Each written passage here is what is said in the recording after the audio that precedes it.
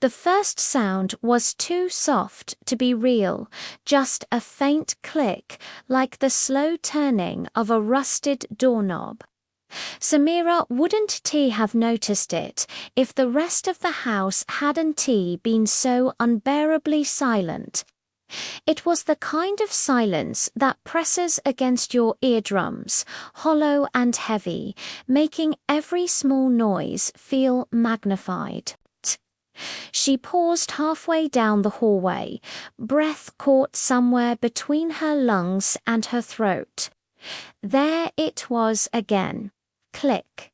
She turned, expecting to see her younger brother Hader playing one of his late-night pranks. He had a knack for slipping into shadows, then jumping out to scare her. But the hallway was empty, stretched, long and narrow, lit only by the weak glow of the single bulb flickering overhead. "Hadena," she whispered. No answer. The air felt colder than it should have been for a spring night. Samira hugged her sweater tighter around her and forced herself to keep walking, trying to convince her racing thoughts that old houses made noises. Creaking walls, expanding pipes. There was always a logical reason. They had moved here only a week ago, into an old two-story home on the edge of town. Their parents had fallen in love with its rustic charm. Samira, however, felt something different the moment she stepped inside. Something watching, something waiting. Hadia had dismissed her unease. It's just an old house. Spooky is part of the package. But now, in the oppressive hush of the hallway, she wished he were right. She reached Hoday's room and pushed the door open. He was asleep, sprawled sideways across his bed, one arm hanging off the edge. His slow, even breathing filled the room. Safe, normal, nothing strange. Then what was the sound? As she stepped back into the hallway, she noticed something that hadn't been there before. A door, a narrow white door at the end of the corridor, directly opposite her bedroom. Her heartbeat stumbled. There had been a wall there, a plain, blank wall. She was sure of it. She had walked this hallway a dozen times since they moved in. She would have remembered a door. "Mum." She called softly, but the word seemed swallowed before it could travel. She took slow steps toward the door, unable to stop herself. It was too clean, too new compared to the rest of the house. The paint was unchipped, the brass handle polished and gleaming. It didn't belong. Samira reached out a trembling hand, stopping just short of the knob. A faint draft leaked from underneath the door, a natural, icy-like winter air spilling through a crack. Her fingertips tingled. Something moved on the other side. She stumbled back, heart hammering in her throat. The floor beneath her feet seemed to shift, as if the house exhaled. Then, click. The doorknob turned on its own. Samira froze. The door she had never seen before. The door that absolutely should not exist. Began to open. Samira didn't sleep that night. She sat upright in her bed, the glow of her bedside lamp barely cutting through the heavy shadows gathered in the corners of the room. Every creak of the old house felt deliberate, every gust of wind against the windows a whisper pushing to get in. She kept her door locked, though she knew that locks meant nothing against something that could create doors out of nowhere. She kept replaying it in her mind. The white door, the icy draft, the slow turning of the doorknob. Yet, when she finally worked up the nerve to step into the hallway just before dawn, the door was gone, replaced once again by an unbroken stretch of wall. Maybe she imagined it. Maybe stress had finally tangled her thoughts, but the faint marks on the floor where the door had been the slight scrape, the clean outlines said otherwise. By morning, the house felt almost normal. Her parents were busy unpacking boxes, already arguing gently about where to place the new bookshelf. They were dreamers, people who believed every old house had history and character. Adair, on the other hand, was quiet that morning. Too quiet. Samira found him in the kitchen, staring absently into his cereal bowl. "You okay?" she asked. He blinked, as if pulling himself out of a daze. "Did you hear anything last night?" Samira's breath caught. "Like what?" He shook his head slowly, a muscle twitching in his jaw. "Whispers, but not. Like a normal whisper. More like someone talking from inside the walls." The room seemed colder. Hader looked embarrassed. "I didn't want to say anything. Mum and Dad already think I have an overactive imagination." Samira didn't laugh. "You're not imagining it." His eyes snapped up to hers, and she could see a flicker of relief mixed with fear. They had always been close, but since the move, a strange tension lingered in the air between them, like they were both pretending everything was fine for the other's sake. Now the truth hung between them like a shadow. Later that day, while their parents left to pick up supplies, Samira tried to distract herself by organizing her room. As she sorted through old notebooks, she found one she didn't recognize, a small leather-bound journal tucked beneath her blankets. It wasn't hers. She opened it hesitantly. Only one sentence was written inside. "Do not open the door." Her heartbeat thudded painfully. The handwriting looked shaky, rushed, and worse, it looked eerily similar to her own, though she had never seen this notebook before. She shoved it aside and stood, pulse racing. The air in her room thickened, as if someone had exhaled deeply behind her. She turned sharply. A shadow flickered across the opposite wall, not the kind cast by a person.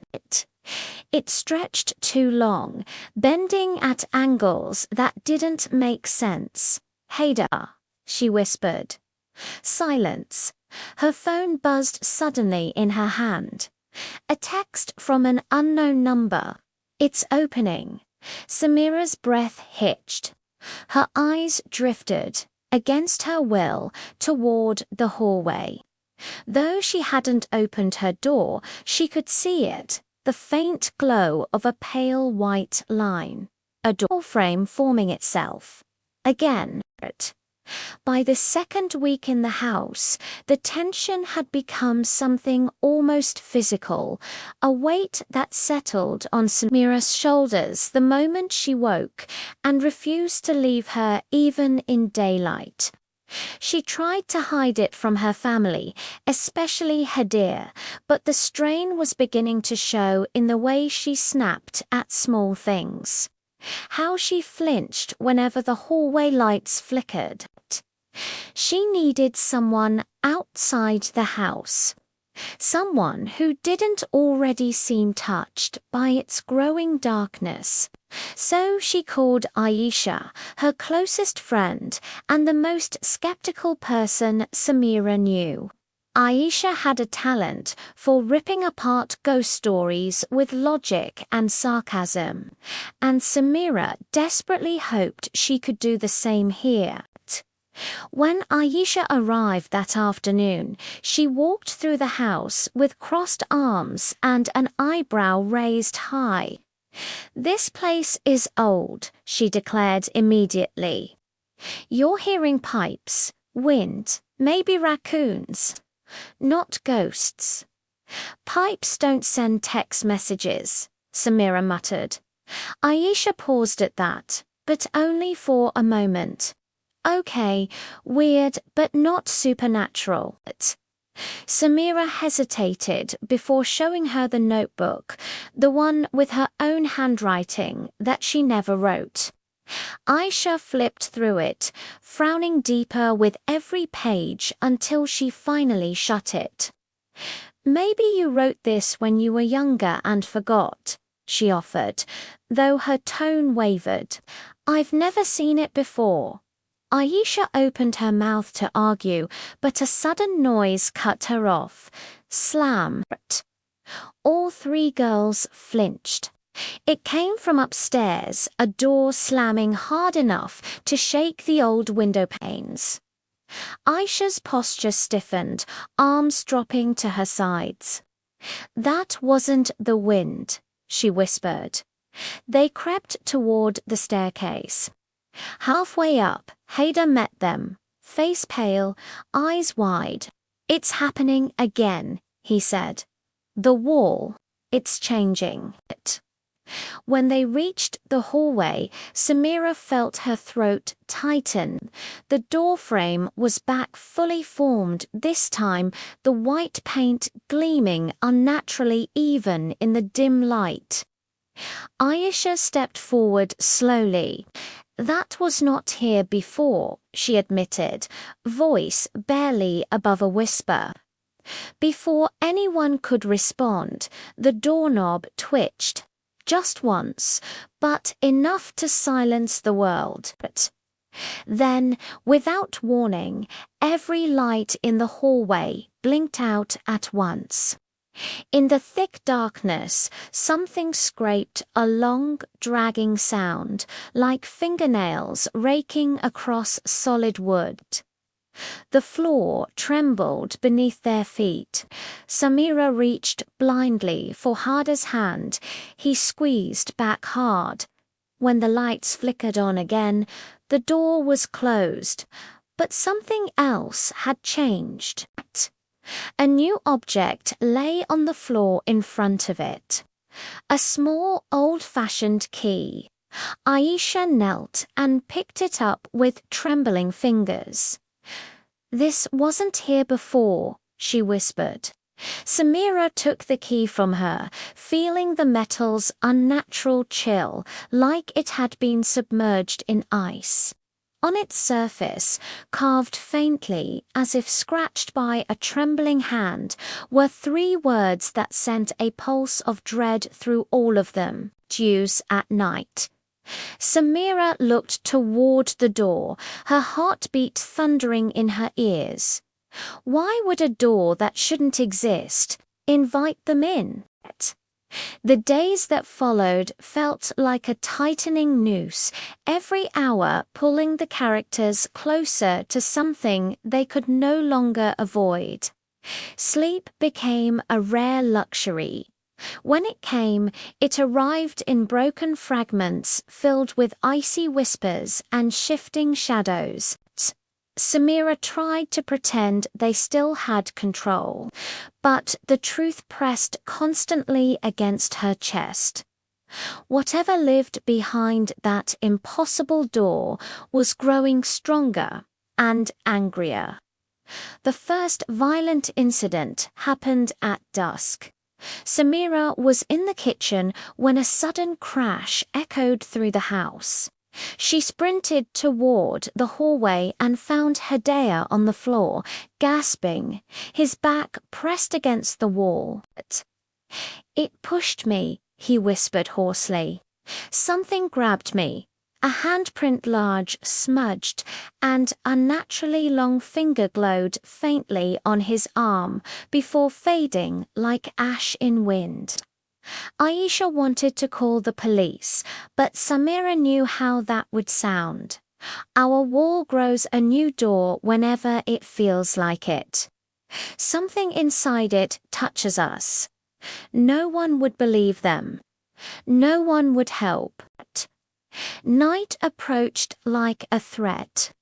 By the time the sun fully died, the house felt different, charged, humming with a sick energy that vibrated beneath the floorboards. Every light flickered in uneven rhythms, like the house was breathing through the walls. Then the footsteps started, slow, deliberate, heavy. Pacing up and down the hallway, though no one was there, Aisha grabbed Samira's wrist, knuckles white. "We need to leave. Now." Hadia shook his head violently. "We tried last night. Don't you remember?" His voice cracked. Samira shivered at the memory. They had tried. Doors wouldn't unlock. Windows wouldn't open. The front door warped as if swollen shut. The house wasn't letting them go.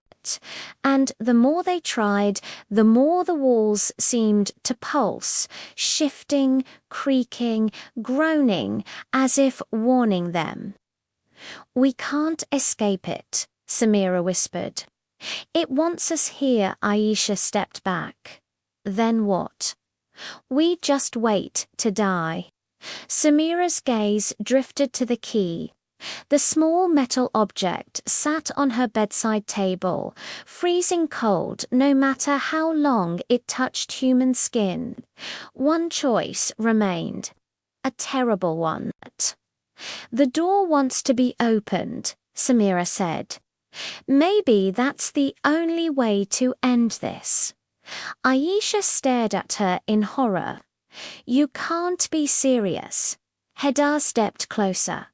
"If we don't face it, it'll just keep hunting us." The footsteps stopped suddenly. Silence. Then, in a voice so soft it felt like breath brushing against their ears, a whisper threaded through the hallway. "Come closer." Aisha whimpered. Samira forced her trembling hand to pick up the key. The house seemed to exhale as she did. They approached the hallway together, each step heavier than the last. The white door had returned this time fully solid, glowing faintly like moonlit bone. The doorknob turned slowly, as if greeting them. Samira raised the key, her fingers shaking uncontrollably, and slid it into the lock. The moment she turned it, the temperature plunged. Every light died at once. A sound leaked through the darkness, wet, dragging, massive. Something moving toward them. Close, too close. Then, just as the final click of the lock echoed, a cold, bony hand wrapped around Samira's ankle from the darkness behind them. And something whispered, "You're finally opening it." Samira screamed and kicked wildly, but the bony hand around her ankle held fast, ice-cold, impossibly strong. Hader lunged forward, grabbing her arm, while Aisha fumbled for her phone flashlight with trembling hands. But the darkness was so thick, it swallowed the weak beam before it even touched the floor. "Pull her up," Hadir shouted. The hand released suddenly, sending Samira crashing backward into her brother. Aisha finally flicked her phone light on, and for a split second, Samira thought she saw something retreating into the dark, tall, twisted, and moving with an unnatural, gliding motion. But it vanished before the light could define it. Samira's breath hitched. It wasn't coming from the door. She whispered shakily. It was behind us. Aisha grabbed her shoulders. Then what's in the door? But before Samira could answer, the white door shuddered violently. Once, twice, then went still. Something wants out, Hadir said, and it's not the same thing that grabbed you. That was the first crack in their understanding, the realization that there might be more than one presence in the house. The next discovery came not from the house, but from Hadir. He stepped back from them suddenly, clutching his head. At first, Samira thought he was having a panic attack, but then he spoke, voice trembling with words he didn't seem to fully understand. "I've heard that voice before." Aisha frowned. "What do you mean?" Haider's breathing grew ragged. "For weeks, even before we moved, I thought it was dreams, but it wasn't." Samira froze. "Hadir, why didn't you tell me?" He didn't look at her, because it wasn't just whispering to me. It was telling me things about the house, about the door, about you. Samira took a step back, stomach twisting. "About me," Hadir nodded slowly, eyes haunted. "It said you belonged here, that the house was waiting for you, not us." "You," Aisha swallowed hard. "Why her?" Haider's gaze lifted, and for a moment, just a second, something else looked out through his eyes. Something cold, ancient, watching. "I don't know," he whispered, "but I think it's been following her for a long time." The air thickened around them. Samira felt her skin crawl. "You're scaring me," she said, voice shaking. Hadir stepped closer. "I'm not trying to, but you need to know." His sentence died in his throat. Every light in the hallway flickered violently. The white door began to pulse, not just glowing, but breathing, expanding and contracting like a living lung. Then they heard it. Not a whisper, not footsteps, a voice, clear, coming from the door. "Bring her to me." Aisha grabbed Samira's arm and tried to pull her away, but Haider didn't move. His eyes glassed over, fixed on the breathing door. "Hadir," Samira whispered. His voice came out empty, hollow, not entirely his own.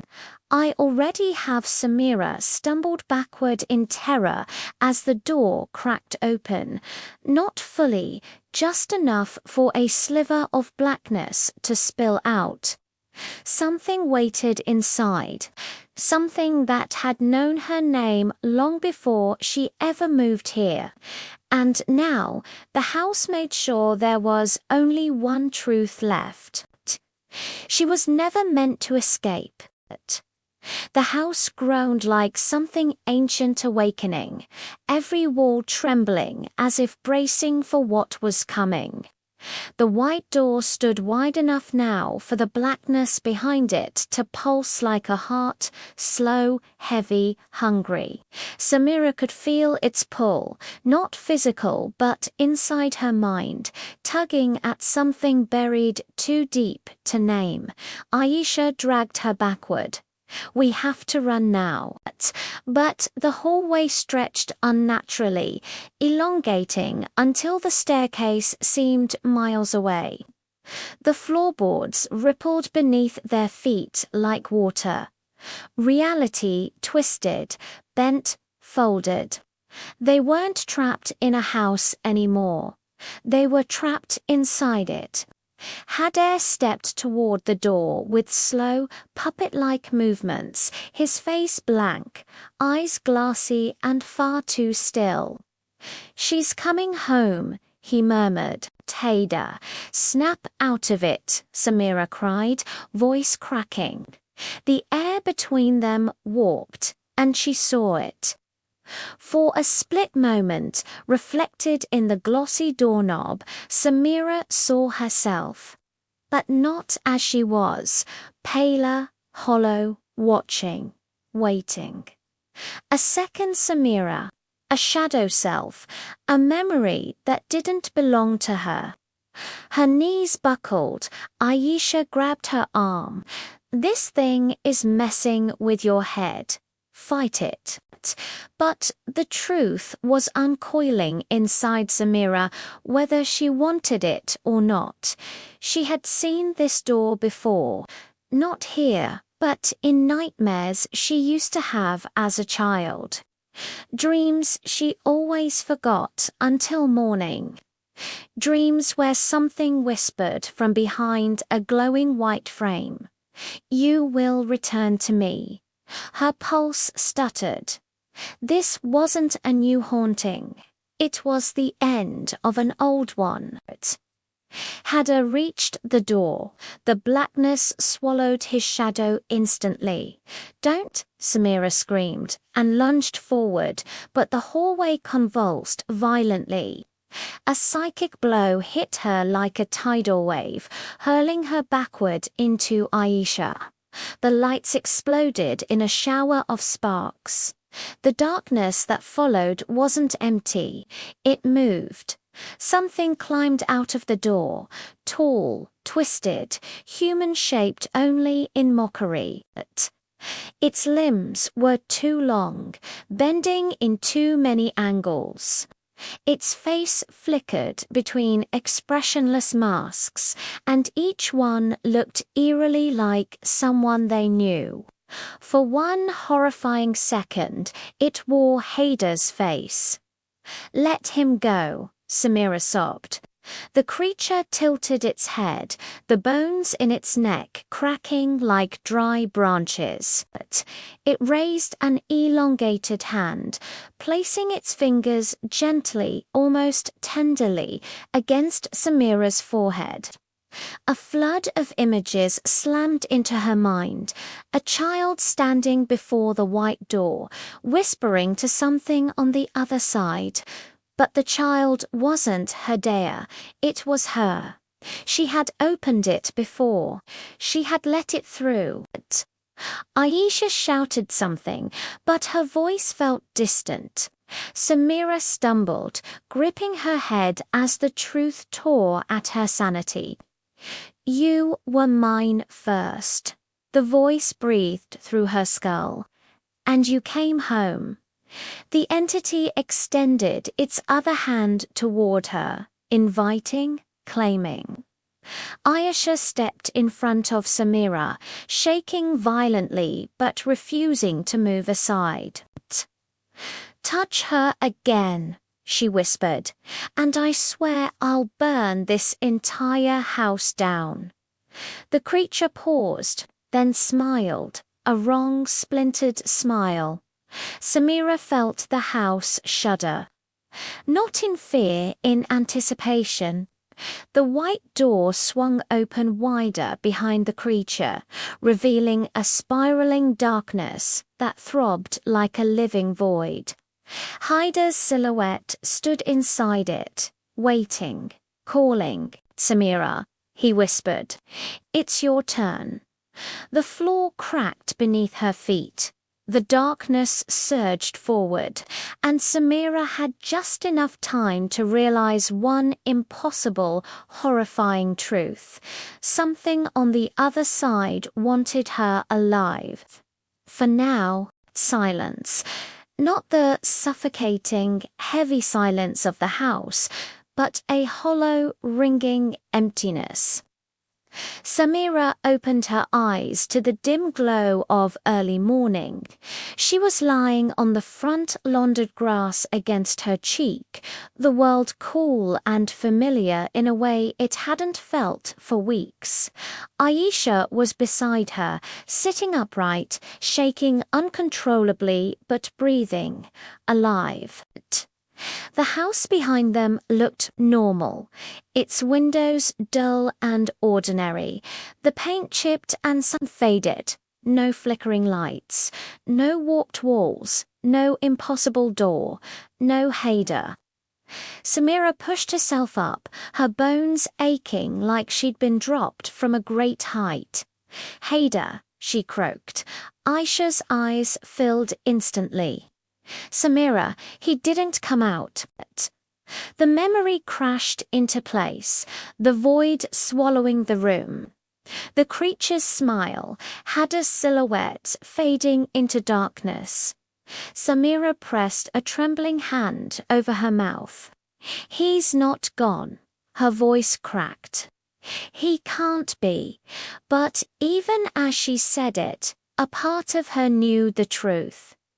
Hader wasn't dead. He was taken. The paramedics arrived first, then her parents wild-eyed, frantic. They hugged Samira so tightly she could barely breathe. She told them the only version of the story they could accept. The house collapsed. Something trapped them. Everything went dark. No one questioned it. No one wanted to. The house was torn down within days. The official report called it structural instability. The workers who demolished it refused to talk about what happened inside, the way tools vanished, walls shifted, or the overwhelming sense of being watched. But the house finally fell. The land was fenced off. The haunting was supposed to end there. Weeks passed. Samira returned to school, to routines, to a life that moved forward without permission. But the world never felt solid again. She would wake some nights to the faint echo of footsteps pacing outside her door. She would find her bedroom lights flickering without cause. Once, she discovered her old notebook open on her desk, though she hadn't touched it since escaping. The page read only one sentence. "You opened it once." But Aisha stayed close. What they survived had tied them together in ways neither could fully explain. But Aisha carried scars to jumpiness, nightmares, a lingering fear of the dark. She tried to help Samira heal, but some wounds refused stitches. Her parents blamed the trauma for her nightmares. They never spoke Hadda's name without breaking. Samira didn't blame them. Because the worst part wasn't the memories. It was the knowledge that she wasn't imagining the signs. The truth waited beyond her fear. The door hadn't chosen the house. It had chosen her. And one cold evening, months after the demolition, Samira found something resting on her pillow. A small, old-fashioned key. Unnaturally cold. Familiar. A note sat beside it, written in a shaky, trembling hand she recognized far too well. "Hadduz, you're not finished." Samira held the key and felt the air shift, a faint draft from a wall that was perfectly solid just moments before. The curse wasn't broken. It had simply followed her home. And somewhere, not far away, a white door that shouldn't exist was beginning to form again.